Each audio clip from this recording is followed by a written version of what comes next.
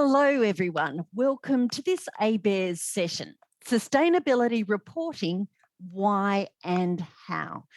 Firstly, I'd like to acknowledge the traditional custodians of the land we're meeting on, the Ngunnawal people. I acknowledge and respect their continuing culture and the contribution they make to the life of this city and this region.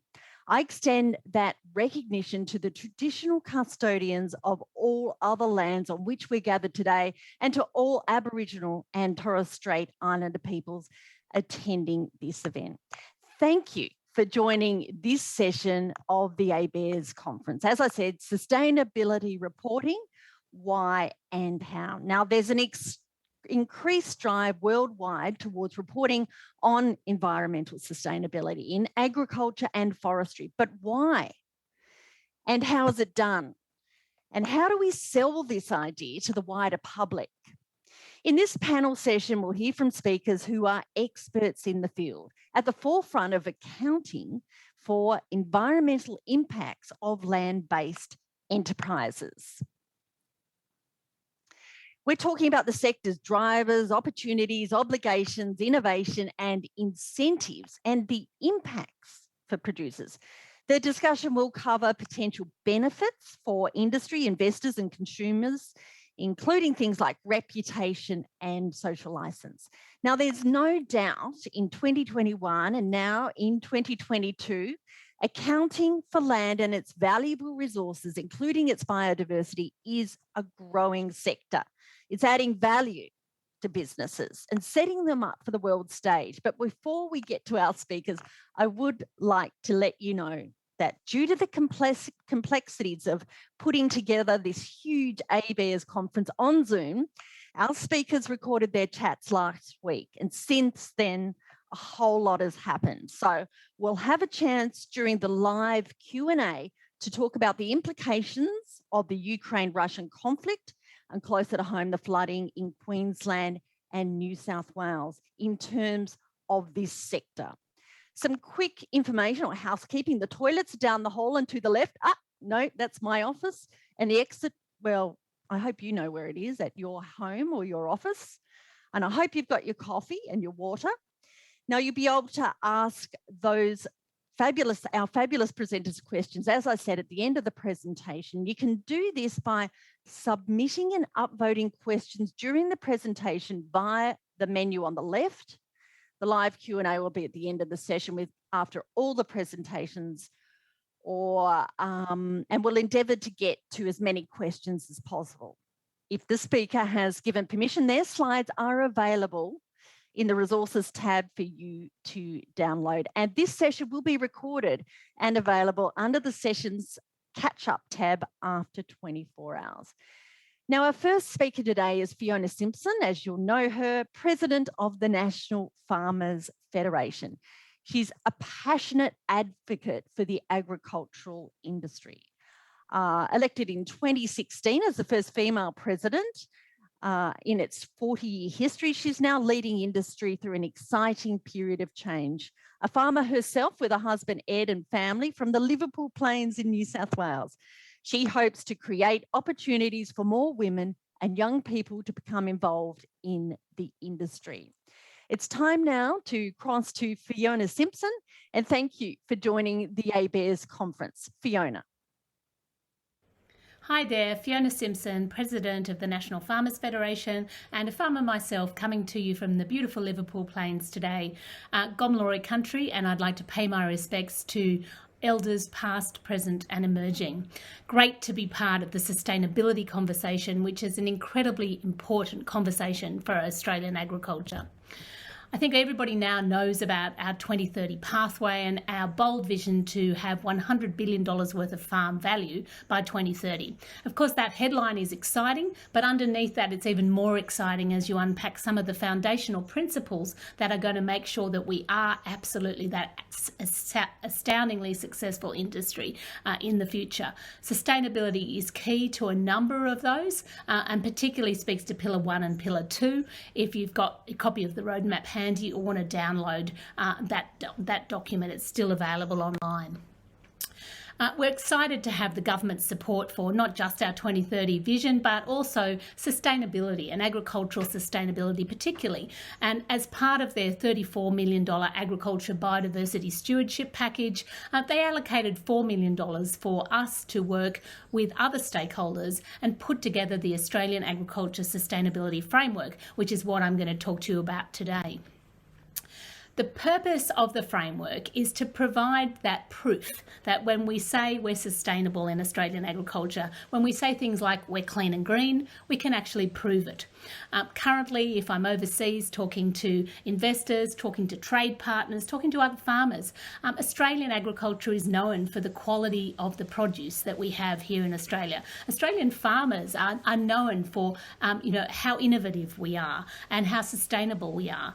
But the data to actually back up that claim is currently held in a whole lot of different piecemeal data sets, whether it's about the forestry industry, as we're going to hear about a little bit later, or whether it's about industries like cotton, who might have BMP programs or carbon biodiversity schemes. So the aim of the framework is to actually bring all of that together and actually put forward as an industry framework that can be used in international marketplaces, with trading partners, by other stakeholders, in actually proving how sustainable Australian agriculture actually is.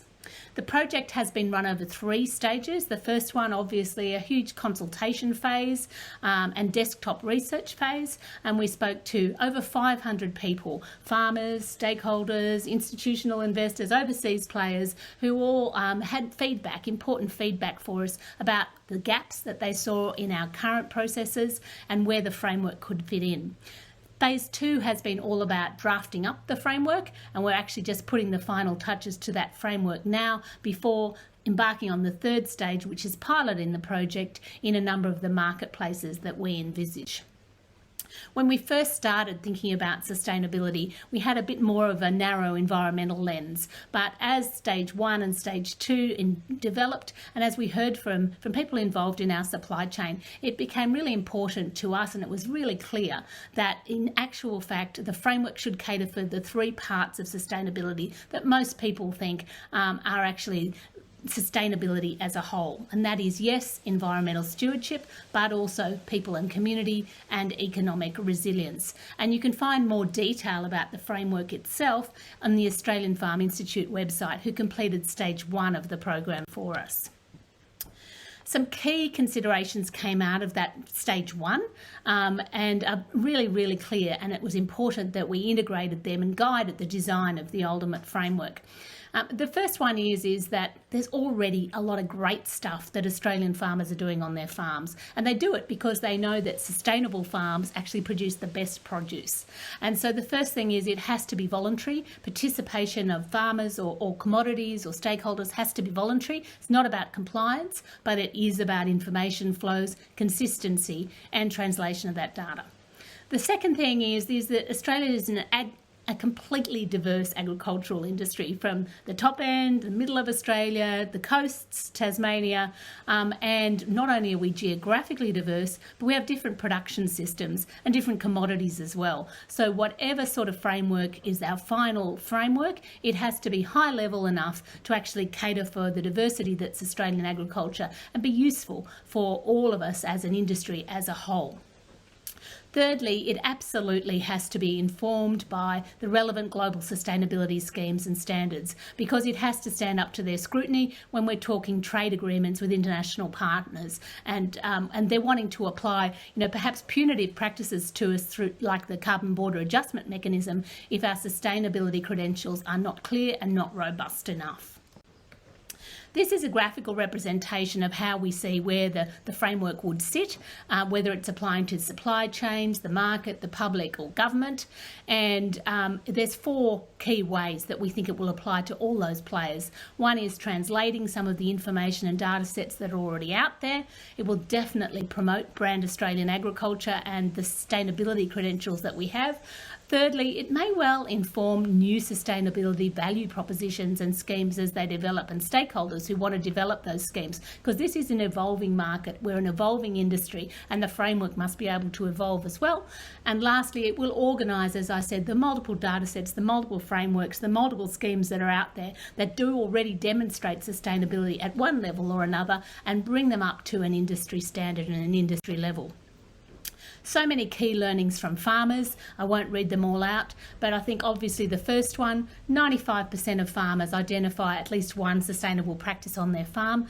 And also interestingly, and of course the reason that we broadened our work, is that they've identified how important those other key parts of sustainability are to them. So people and financial, they are all key parts, and our framework needs to cater for all three. And this work was of course done by KG2, one of our partners. We also, of course, spoke to the finance and supply chains and other stakeholders, and this work was done by KPMG. And there's a lot of information on that slide too, but I think one thing that I'll pull out of that is the gap that we're particularly looking to address is in terms of a national data set. There just is simply no national data set when it comes to Australian agriculture as a whole that we can use in international marketplaces, that stakeholders can use whether they're looking at investing or promoting our industry, and that is the gap that this framework is looking at addressing. Lastly, I wanted to talk a little bit about an exciting new partnership that the NFF's embarking on. While the framework is all about industry and portraying how Australian agriculture is portrayed as an industry in terms of agricultural sustainability, through the MacDoc Foundation, we're also now working on a program called Farming for the Future, where over the next 3 to 5 years, we aim to generate natural capital data across 150 farm enterprises in Australia. That data will, of course, feed into different data sets and up to the Australian Agricultural Sustainability Framework. And hopefully those participatory farmers will then be able to benefit from some of the sustainability practices that they carry out every day on their farms, and may actually wish to even invest in further when they see the potential rewards that could come to them through the participation in these schemes. So that's an exciting opportunity ahead. Thanks so much. Fiona Simson, President of the National Farmers Federation. Now, Rayne Berg is Chief Financial Officer presenting Forico's corporate sustainability with natural capital reporting. As Chief Financial Officer and member of Forico's executive team, Rayne contributes to the oversight and strategic planning to add value to Tasmania's largest plantation forestry estate. She's in the cutting edge of exactly what we're talking about during this session. Rayne has over 20 years' experience as a chartered accountant, which has seen her lead teams drive change and create value across a broad range of industries in Australia and internationally. Rayne Berg, thanks for joining ABARES, and it's over to you. Hi everyone, today I'd like to share Forico's natural capital journey, to share how we've been innovating to tell our corporate sustainability story in a way that resonates with our stakeholders and drives positive change within our business. Achieving sustainable long-term growth and value creation has never been more challenging, whilst also being so important and relevant. Customers and society are demanding more from businesses. A digital, data-driven and resource-constrained and warming world presents much uncertainty, but also one where there's enormous opportunity and risk. An organisation's reporting framework needs to help navigate, measure and communicate what matters to long-term success, whilst also communicating short-term resilience and performance.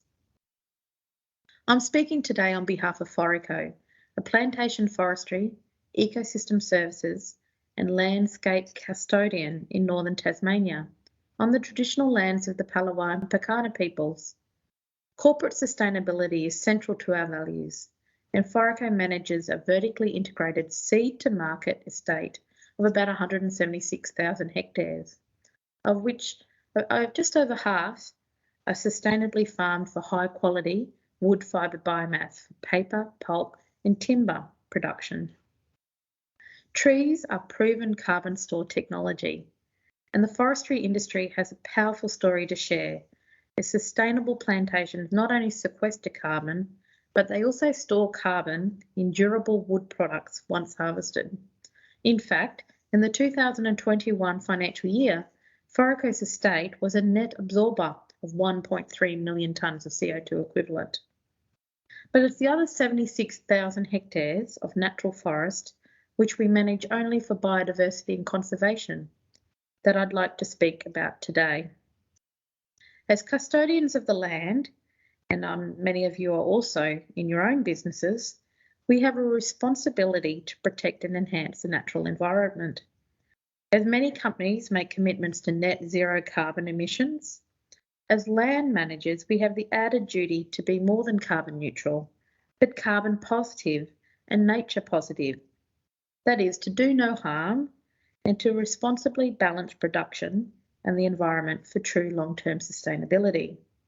Something I'm sure you're all doing in your own businesses. Farmers and foresters have known the value of sustainability long before it was fashionable. But how do we tell this story clearly, concisely, and with credibility for our communities? How did we develop reporting systems and income streams for these landscapes that reward responsible investment and encourage the better management of these landscapes as well? How do we show true corporate sustainability, the true balancing of profit, people, and planet? Sustainable working forests and farms embed natural forest conservation and restoration within their landscapes.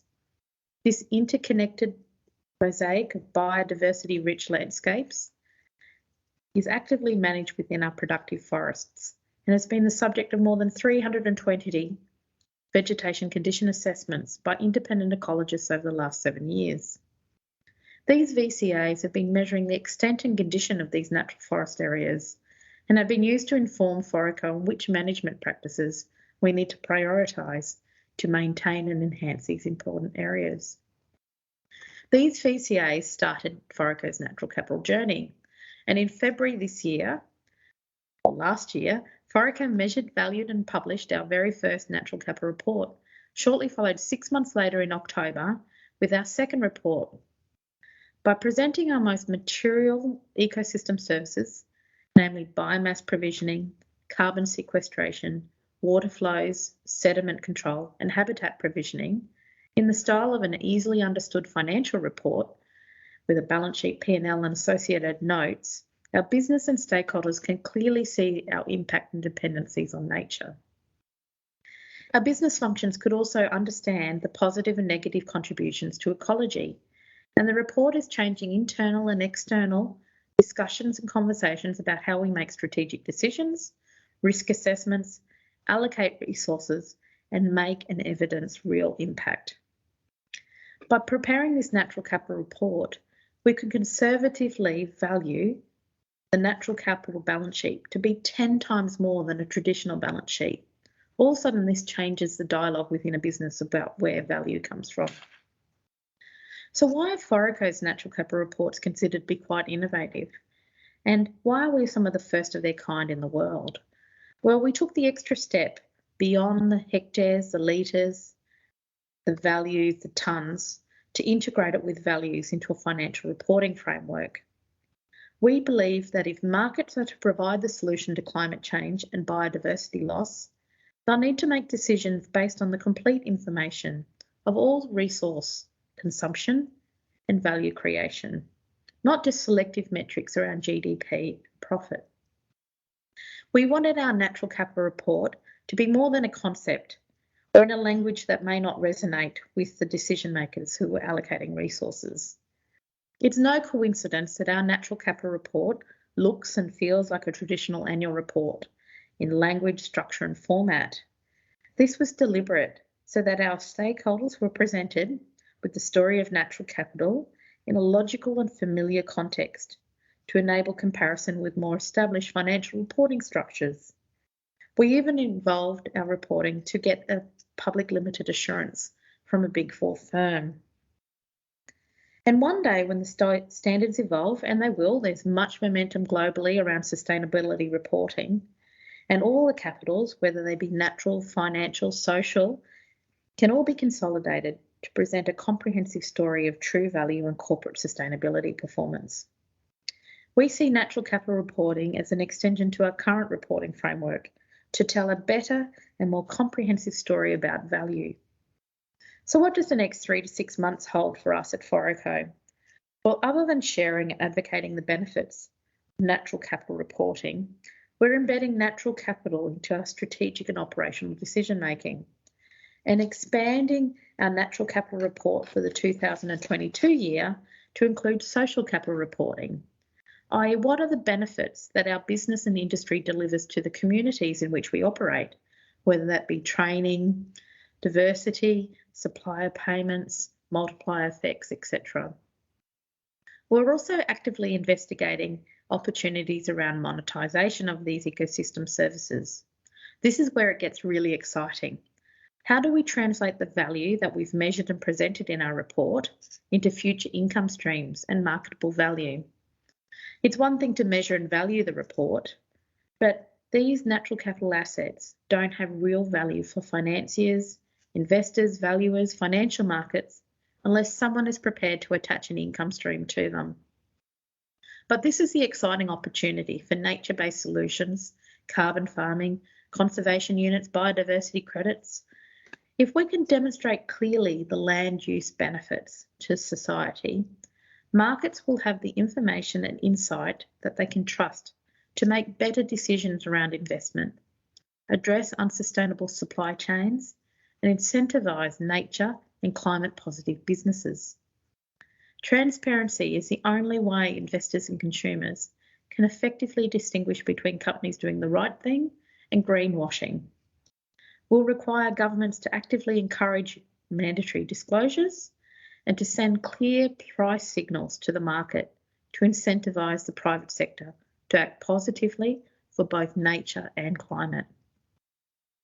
This is a huge opportunity for Australia and for our industries and policymakers to lead the world, to capitalise on Australia's best-in-class land management systems and to provide the solution to both climate change and biodiversity loss.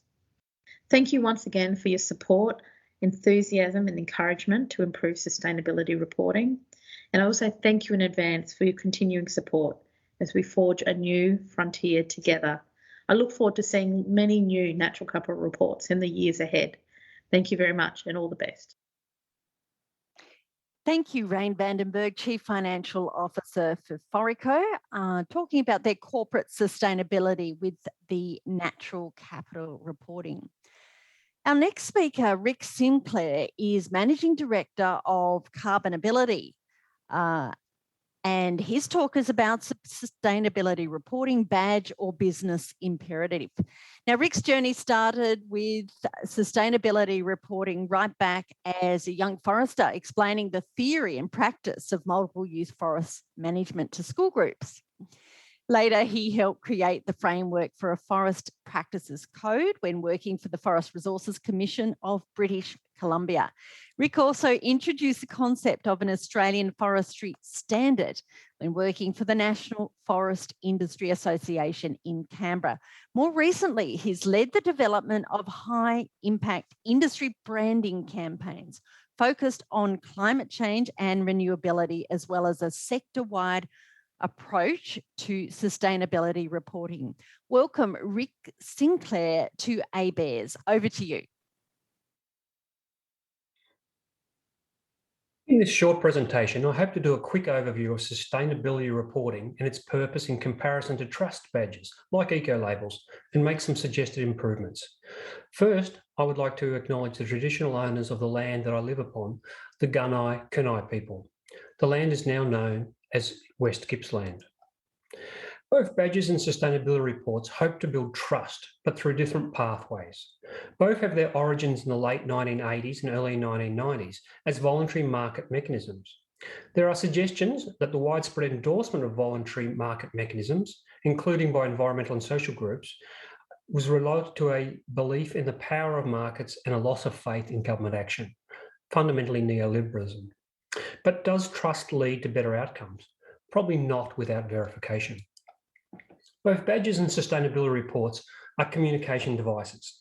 The better ones are supported by robust management systems, but they approach the audience from totally different directions. Badges are aimed to be credible through simplicity, recognition, and repetition. Sustainability reports aim to be credible by comprehensiveness, repeatability, transparency, and accountability. Much of my career has been focused on the communication through brand building, trust marks, and third-party endorsements, which are all types of badges. My interest in badges started early. As a young teenager, I had a badge collection of social and environmental causes that still seem quite relevant today after 40 years. Now I have a badge on my roadside that was recently graffitied with a commentary on my intelligence. Not sure if the commentary was related to my claim to be a farmer, because our land is stupidly steep, or my call for climate action. Probably both. Badges can be earned or they can be self-proclaimed. Earning a badge or a trust mark is achieved by meeting established credible standards and third-party verification. Self-proclaimed badges, like my roadside sign, are subject to scrutiny, criticism, and action. This can extend to action by the ACCC. Sustainability reports were initially adopted by large companies that were under increased scrutiny by stakeholders and regulators. But the concept was also adopted by governments. Examples include the State of the Forest Report. At an intermediate level, we have now seen increased prominence especially by the agribusiness sector, around sustainability frameworks. One example I'd like to point to is actually the Legal Sector Alliance, which provides an interesting model that allows side-by-side comparison of individual firms. Sustainability reports exist along a spectrum and vary enormously in structural content, which is driven by intent. Companies disclose information to present an image that they hope that will legitimise their behaviours to their stakeholder groups. But what information and how much disclosure is required? At one end of the spectrum, the information and disclosure is self-selected to tell a good story and probably no better than a self-proclaimed badge. In the middle, there are good intentions, recently described as greenwishing. A test case is currently in the Australian courts to determine whether this is a form of misleading claims. At the other end of the spectrum, there is a commitment to transparency and stakeholder accountability that would be akin to standing naked in public, not a situation that many personally want to experience. For most major organisations, especially public companies and large institutions, sustainability reports are now business as usual. Since 1993, KPMG has tracked the rise of sustainability reports in the top 250 global firms and the top 100 firms across the 52 companies in their study. I won't go into the results, but I highly recommend their report. But the question remains what information and how much disclosure is required. For large organisations, the answer is increasingly the gold standard, which is the Global Reporting Initiative. Sustainability reporting is clearly a business imperative for large organisations, but it is not without its critics. There are growing concerns that sustainability reporting does not reflect the urgency that's required to address ecological and social crisis the world faces. For the critics, sustainability reporting is a misguided misdirection of resources at its best and a deliberate distraction strategy at its worst. The critics would like to shift from voluntary market mechanism to more fundamental systems change that can only be achieved with government intervention, unilaterally or multilaterally. Short of this, the suggestions include reduction and rationalisation of standards, which is currently underway, more focus on ecological capacity rather than the triple bottom line, more scientifically based targets, and more independent verification. The fundamental test of sustainability reporting is whether it has a real impact on sustainability outcomes. There is certainly evidence that the commitment to produce sustainability reports, especially those that meet established standards and require third-party assurance, will hold management and corporate boards to account. This commitment leads to investment in internal processes, process improvements, and a need to move the dial and see a positive trend in the graph. A recent literature review of published 52 meta-analyses which covered over hundreds of individual reports, showed that there was inconsistent and contradictory results. It did show a very strong positive relationship between corporate governance and social responsibility. It also showed a strong link between CSR performance and financial performance, but the link to non-financial performance was not so clear. I would like now to quickly go back to badges with a focus on eco-labels in the forest sector. Referred to as independent certification, they have been around as long as sustainability reporting. Globally, the forest and wood products sector has spent billions on the creation, maintenance and compliance of the two systems. Neither system has achieved its original purpose. Both were envisaged as consumer brands to positively drive consumer preference, but their prompted and unprompted consumer awareness remains low. But both are supported by very credible standards and third-party verification. So is there an opportunity to morph these badges into better support company or sector sustainability reports? I would like to move and finish with some suggestions for improvement. Sustainability reports that are not aligned to a recognised standard or don't include third-party assurance may, over time, become a liability.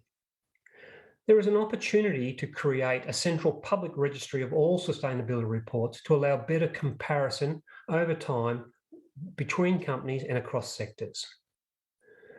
Funding of public or NGO watchdogs of published reports will also help hold organisations to account for their sustainability reports.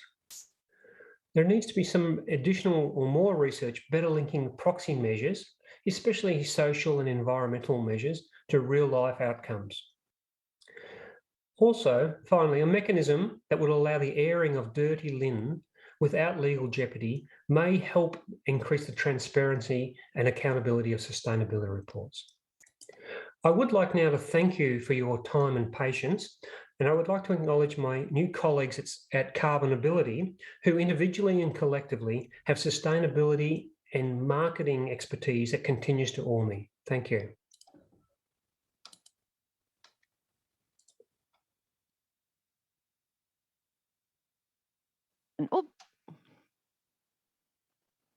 Yes, I am on, of CarbonAbility.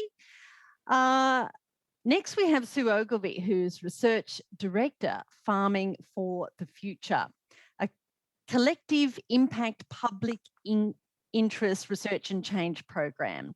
Farming for the Future is establishing a multi-year research program to engage farmers and their advisors to understand the relationships between differences in natural capital and business and personal benefits for farmers. This work draws on Sue's PhD research in natural capital accounting and her practical experience with farm-scale projects in New South Wales, Victoria, Tasmania, Western Australia, and the Northern Territory.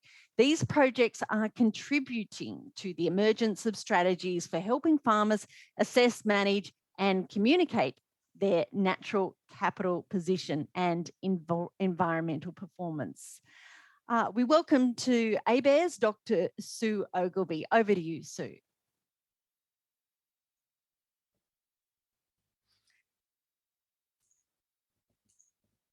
Hello, I'm Sue Ogilvy. I acknowledge the traditional owners of Ngunnawal country where I'm speaking to you today, and I pay my respects to the elders past, present and emerging. I've been researching and watching the development of reporting on sustainability, and I've been actively working in natural capital accounting and agriculture for over 10 years, including with the Bureau of Statistics, CSIRO, Accounting for Nature, La Trobe University and Perth NRM. I've recently taken up the role of Research Director for the Farming for the Future, which is a public interest research and change program initiated by the MacDoc Foundation and supported by other philanthropic organisations, NGOs and industry partnerships, including the National Farmers Federation. Farming for the Future aims to support Australia's agriculture sector to empower farmers to evolve their farm businesses in ways that maintain and enhance the natural capital they use in core production of crops and livestock. We believe it's the best route to build farm business resilience and improve profitability. It's really exciting to see governments, supply chains and the financial services sector recognise the significant public good provided by agriculture as it manages so much of Australia's land. It's also really exciting starting to see supply chains and financial services companies signal their desire to support farmers to improve environmental performance. It's vital that these continue to develop and mature. But we all must make sure that as they do and become a normal part of the agricultural sector, that as well as demonstrated improvements in environmental sustainability, that they can also demonstrate that they provide a net benefit to farming enterprises, farming families, and rural communities. So my talk today will focus on a fundamental driver and incentive for farmers, which is whether changes to environmental performance will improve their core farm business performance or whether they will reduce it. If a farmer can see that increasing natural capital increases productivity, profitability, and resilience, then it makes sense for them to make the change. If it doesn't, then what they'll do is they'll evaluate whether the incentives being offered make the change worthwhile. Farmers and the people that advise them already know they need to consider these things in making business cases for increases to environmental performance. But they're also really important questions for governments, the supply chain and financial services sector to answer. They need to consider, as they ask farmers to improve and report on environmental performance, how it will affect farm business profitability, farm enterprise performance, and farming families. So Farming for the Future aims to provide a way for farmers and their advisors to make sure that the business case for improving the environmental performance of their enterprise stacks up. We aim to help answer the questions of when and how does improvements to environmental performance improve production and profitability, and when does it come at a cost to production or profitability? Do the product premiums and other incentives exceed the cost? Are these enough to make it worthwhile? If the premiums and other incentives are eroded over time, does that create a significant downside to farm incomes and pressure on farming families? Farming for the Future regards agricultural natural capital as the natural resources that farmers manage for the benefit of their businesses, their families, and society.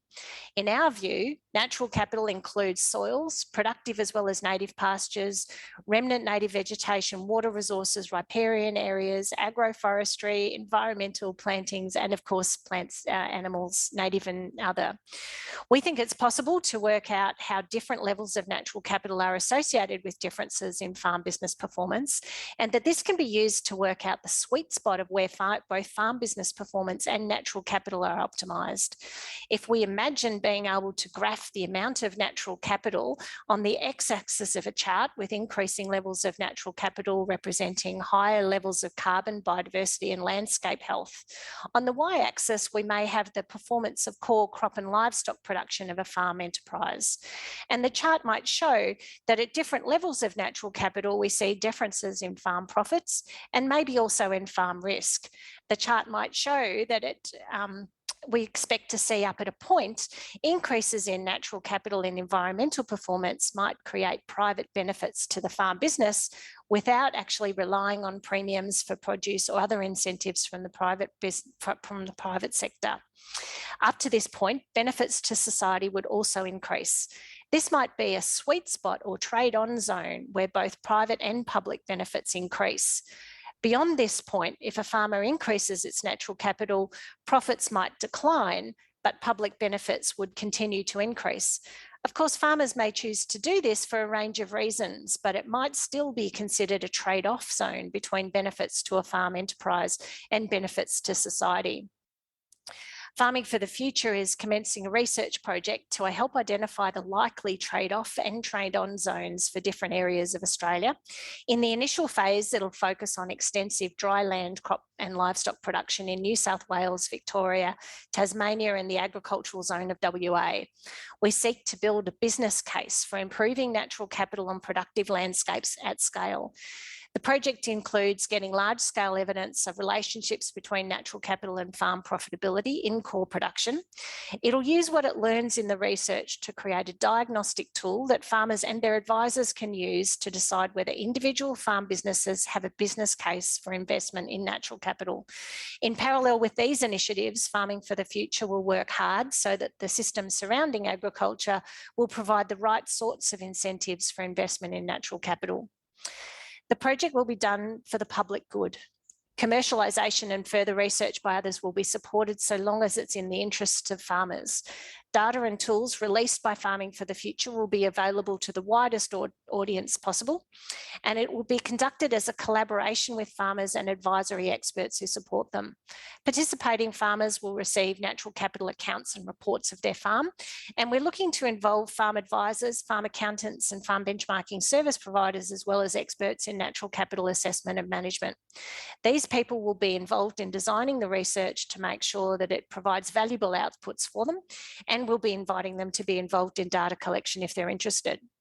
We're presently inviting expressions of interest from people who'd like to be involved and inviting them to register their interest on our website.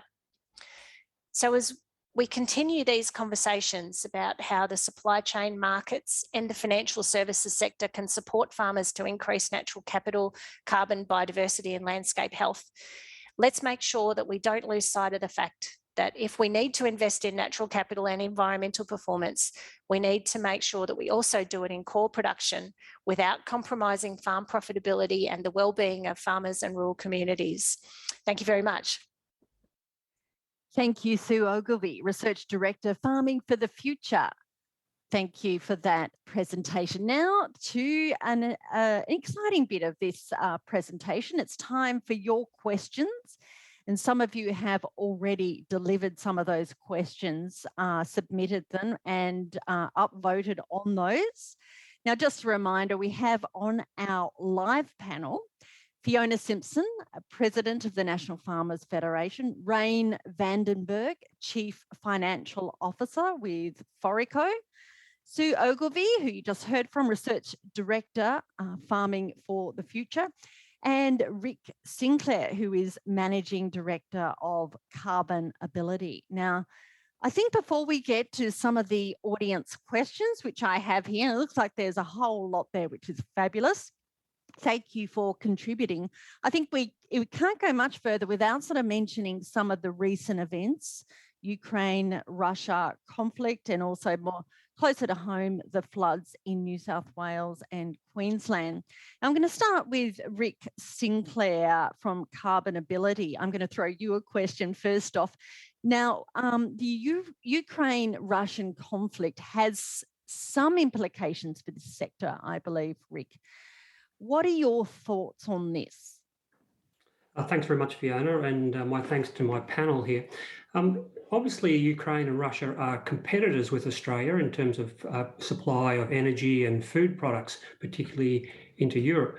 But one of the challenges around sustainability reporting is, will this actually change the level of investment and concern around social sustainability and ESG compared to other more pressing issues like energy security and national defence? You've already seen some large companies, particularly in the oil gas sector, exit from Russia because of ESG concerns. And I think that this is going to have to fall into people's sustainability reporting process. Okay, so we'll have really some direct implications by the sounds. It could affect the bottom line. Definitely. In some cases, it'll be better for Australia, which is a hard thing to say given the tragedy that's happening in those countries. But you know, what we're seeing is a realignment of geopolitics, and that will impact on sustainability. Rayne Vandenberg, Chief Financial Officer with Forico, what are your thoughts on maybe even just the flooding in New South Wales and Victoria? You've done all this natural capital accounting with Forico. Does that make your heart sink when you sort of see this sort of thing happening? It could happen anywhere. It could happen for any business's land and its ecosystems that it looks after. I think that's definitely the case, that we're seeing lots of these, the frequency and the extremities of these events, whether it's flood, fire, you know, forestry knows fire in some ways, but equally, you know, these floods are devastating.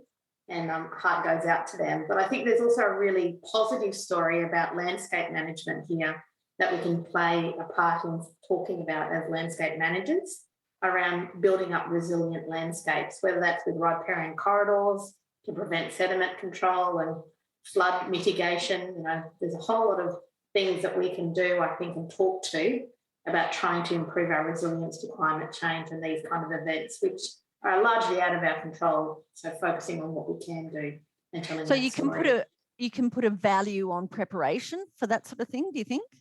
Yeah, I think so. So in here in Tasmania, you know, we've been able to actually model what those riparian corridors that we've got across our estate, you know, how much sediment they've actually prevented from going down our downstream waterways. And that's part of our natural capital report. Water is a big part of our ecosystems. And, you know, those measures that we've made as landscape managers, essentially to plant trees, you know, and that balance between that and productive capacity has that other upside benefit to the larger communities of preventing some of those disasters from going downstream. And I think agricultural farmers, with their management of their estates, have got an equally important story to share with other communities around that balance between productivity and other ecosystem services. Sue Ogilvy, Research Director, Farming for the Future. Do you think this sort of preparation, mitigation will add value to natural value accounting, will be included in those accounts? Yes, I think it is logical to expect that that's a way that this field will develop. And I think it is really important to acknowledge that when farmers, you know, and businesses like Forico take deliberate action to build resilient landscapes that prevent any off-site implications for their neighbours and waterways, it's absolutely vital that that is recognised in the markets.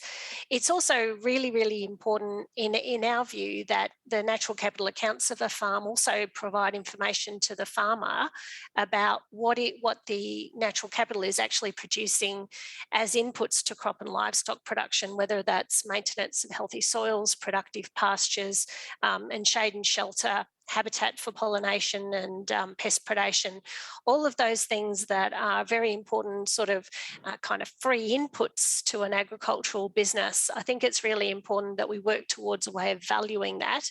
And I think the reason that that's important is because not only does it better empower farmers with a broader range of tools to use for their farming businesses, but in quantifying those ecosystem assets, we can actually then quantify the public benefits to society. And as Rayne has demonstrated, those can be considerably more than what the farmer is actually recognised in terms of the income that they're paid for providing those services. So yes, I'm looking forward to the rapid development of these fields in producing these results for agriculture.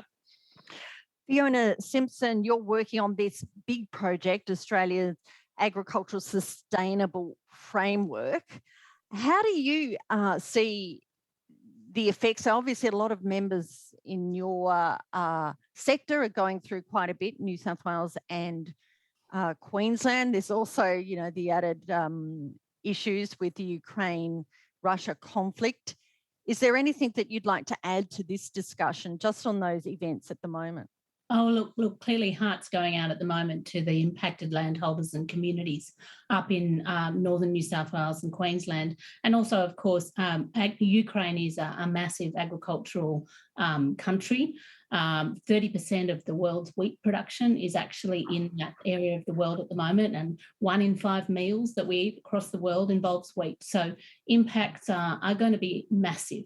But I think for what I'd like to highlight coming out of it is the importance so I talked about the 3 parts of sustainability. So obviously we're talking a lot about natural capital and environmental management and what that looks like in some of those measures. But some of the more high-level things around social capital and financial capital as well, and when we look at the impacts on these communities and the importance of collecting the data and making sure we can plan for sustainable farms, yes, and sustainable agricultural sector, but also sustainable rural and regional communities, sustainable supply chains, because at the end of the day, Australian agriculture is one of the least subsidised agricultural industries in the world. We absolutely have to be competitive because we stand on our own 2 feet in Australia. We're about a level playing field.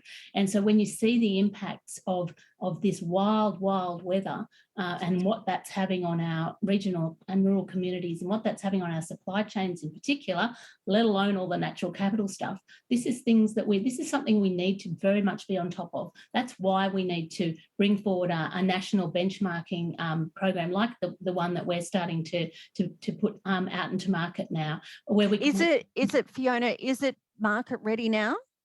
It's just about to go out for piloting, and that's the first phase of the finalisation of the framework. It needs a lot of investment. Clearly, this has to be robust. It has to be, frameworks have to be able to get new data all the time and be absolutely robust. So yes, it's just about ready for piloting, but we absolutely need to keep building it, to keep growing it, to keep putting investment into it to make sure that it's going to be as useful as it can possibly be, not just to Australian agriculture, but to Australia, as we are actually struggling with some of these issues now on the global stage. So in the first half of 2022? Yes, literally in the coming weeks, we're just finalising the last little tiny bit of the framework, and then it will be piloted in this very first half of 2022. And we look forward to people seeing it out in the market. And we look forward to seeing how it performs in the market and as a holistic, high-level framework where it's starting to set some real parameters for what we in Australia can do. And then, of course, as I say, needs much more investment to make sure it can be rigorous, can be agile, can continue to keep changing as the data parameters change and the global expectations change. It's absolutely critical, but a huge social benefit there for Australia if we can get this right. Have other countries done a similar thing and have they been able to keep it simple?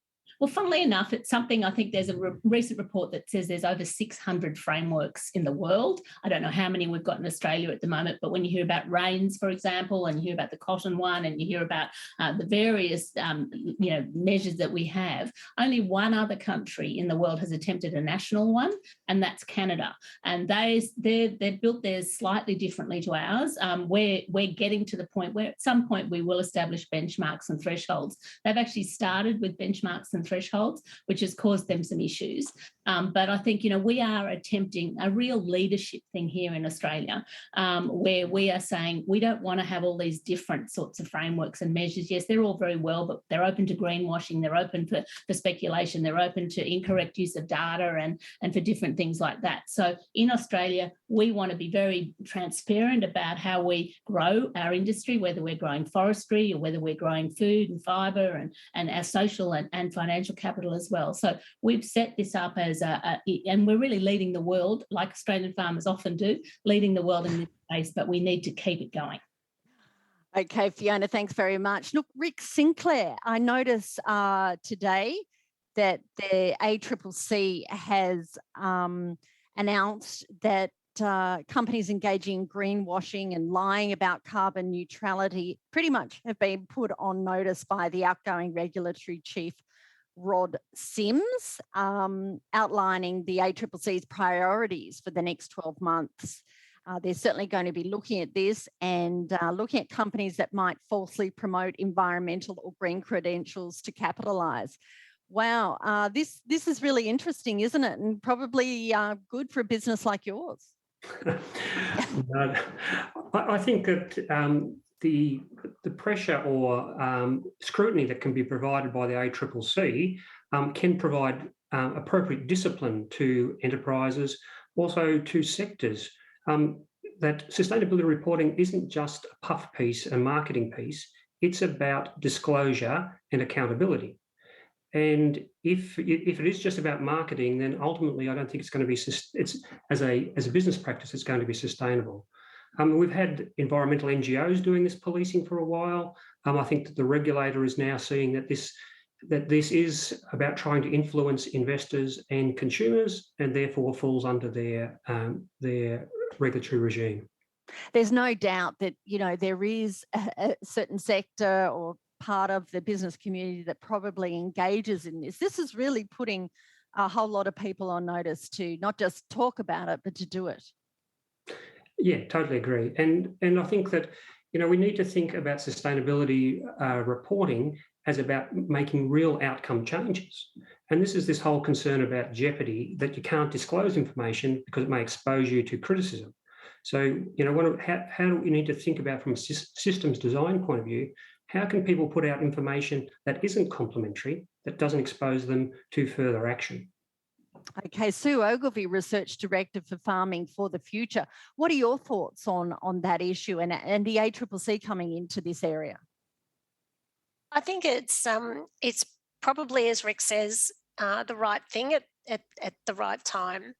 And certainly what we would want to see through sustainability reporting and natural capital accounting is that we can actually count on those numbers, that they are real, they are verifiable, they can be compared if you're looking at the performance of different industries and businesses. The thing that I would caution on, and I might actually bring Fiona Simson into this question, is that at the moment, while the methods of measuring natural capital are emerging, they still require some work before we would be confident enough to use them in any kind of regulatory sense. But the other thing I think Fiona might agree with me on is that farming, agriculture, nature is a very, very complex, very dynamic system with multiple feedback loops where we actually can't isolate the individual causes of things that emerge in the landscape. And so my firm view would be that until we can be sure that we can isolate changes to natural capital from management actions, from changes to natural capital that are due to things that are way beyond a farm manager's control, we have to be very careful about, trying to get too much micromanagement involved. Is that okay? Too much government? Too much, I'm going to say again, regulation. Micromanagement. You never get success in a complex system by micromanaging its operator. Okay, Fiona Simson, the ACCC has been quite strong on this, saying that there's been some dubious methodologies and some businesses selling soil carbon credits used by companies such as Microsoft as offsets, overblowing their emissions reduction potential.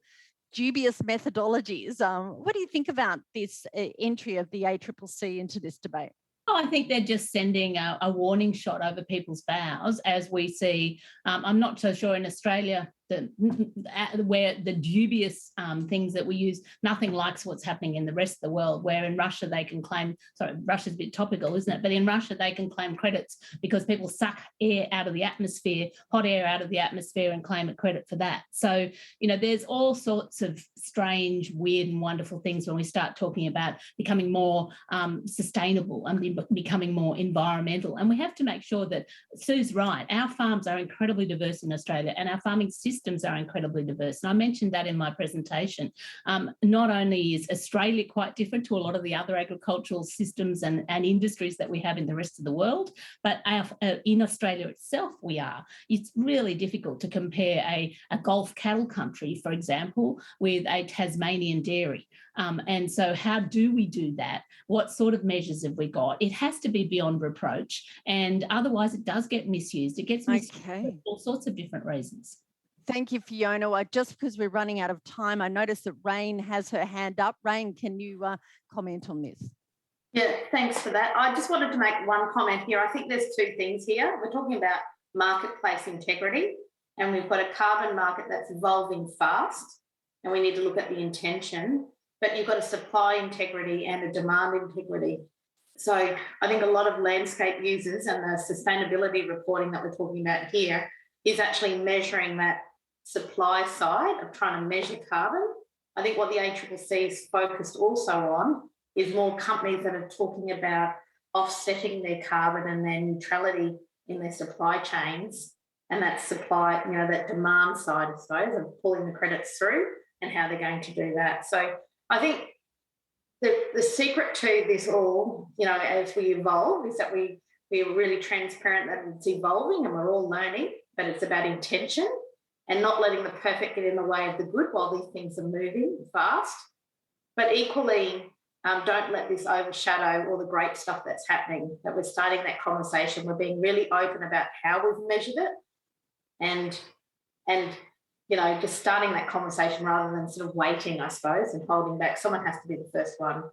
Now, actually, Rayne, just to sort of segue a little bit, you've talked about your natural capital accounting. Now, I believe you're also going to be looking at how to incorporate people.